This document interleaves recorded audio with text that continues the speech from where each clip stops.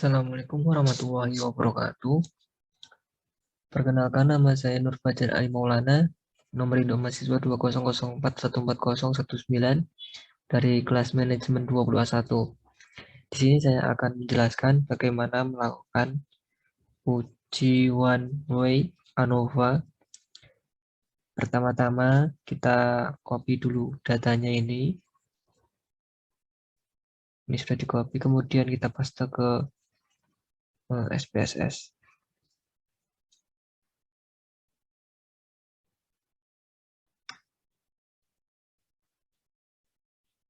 Nah, sudah seperti ini. Kemudian masuk ke variable view, kita edit untuk desimalnya yaitu 0.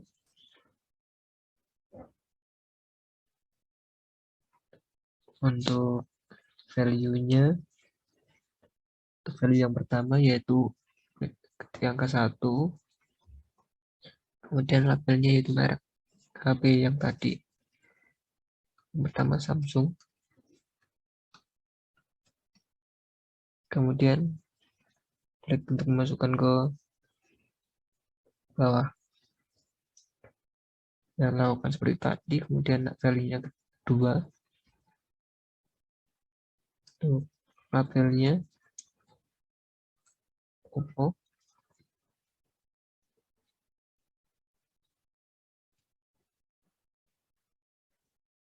Dan yang ketiga labelnya Vivo.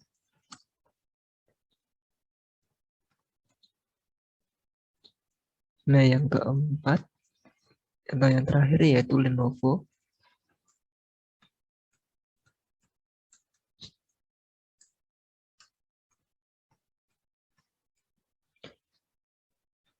Nah, apabila sudah seperti ini, klik OK. Kemudian untuk measure-nya yang merek yaitu nominal, dan yang penjualan scale. Nah, sudah seperti ini. Kemudian masuk ke data view, kita lakukan analis. Pertama klik analis, kemudian pilih compare, kemudian klik one way ANOVA. Nah, untuk merek ini kita masukkan ke faktor. Dan untuk penjualan, variabel penjualan masukkan ke dependent leads. Jangan lupa klik port hub, centang 2K, kemudian klik continue, kemudian klik option. Nah, untuk deskriptif dan homogeneity of variance test dicentang ya. Kemudian klik continue. Nah, sudah seperti ini, kemudian klik OK. Nah, sudah seperti ini.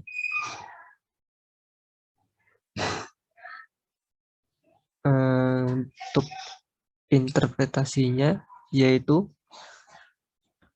untuk output deskriptif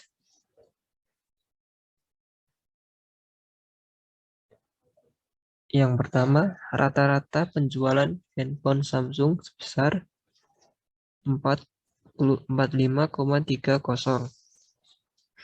Rata-rata penjualan handphone Oppo sebesar 41,10. Rata-rata atau main penjualan handphone Vivo ini yaitu 39,00. Rata-rata penjualan handphone Lenovo sebesar ini 35,70. Dengan demikian, maka secara deskriptif dapat disimpulkan bahwa rata-rata penjualan paling tinggi adalah handphone Samsung yaitu sebesar 45,30. Nah, untuk interpretasi output pertama ini yaitu yang paling tinggi penjualannya yaitu handphone Samsung dengan rata-rata 45,30. Kemudian untuk output yang kedua ini interpretasinya berdasarkan output SPSS di atas, apabila diperoleh angka Levin statistik sebesar 2,508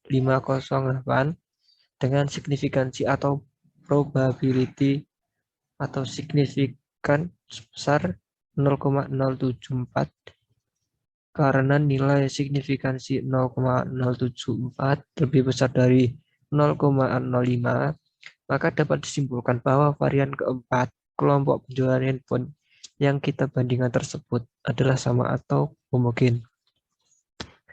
Kemudian untuk interpretasi tabel yang ketiga atau output yang ketiga ini, yaitu berdasarkan output di atas diketahui bahwa nilai signifikansi sebesar 0,09 lebih besar dari 0,05, sehingga dapat disimpulkan bahwa rata-rata keempat penjualan merek handphone tersebut berbeda secara signifikan.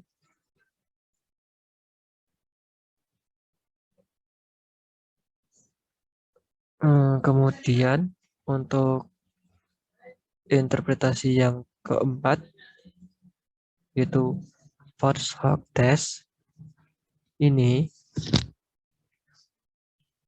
yaitu interpretasinya, pengujian Tukey HSD adalah pengujian perbandingan jarak untuk menentukan apakah tiga rata-rata atau lebih berbeda secara signifikan dalam jumlah analisis varian.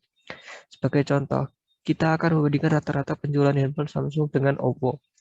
Angka perbedaan rata-rata untuk penjualan merek handphone tersebut adalah 4,200.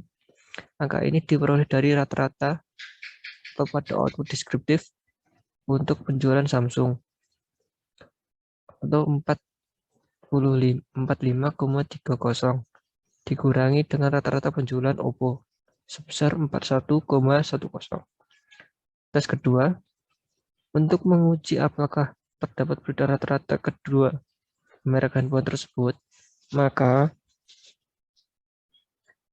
kita harus melihat apakah nilai signifikansi hasil output SPSS lebih besar atau dapat lebih kecil dari 0,05. Berdasarkan output di atas, diketahui nilai signifikan sebesar 0,415 lebih besar dari 0,05. Maka perbedaan rata-rata penjualan secara deskriptif antara kedua handphone tersebut tidaklah signifikan. Selanjutnya, untuk membandingkan kelompok yang lainnya dilakukan dengan cara yang sama sebagaimana cara di atas.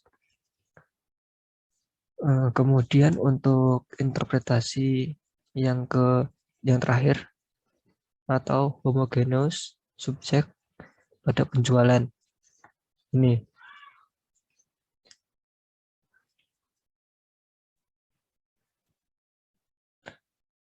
yaitu untuk melihat kesamaan rata-rata, maka kita akan menggunakan output Tukey HSD berikut interpretasi tabel di atas.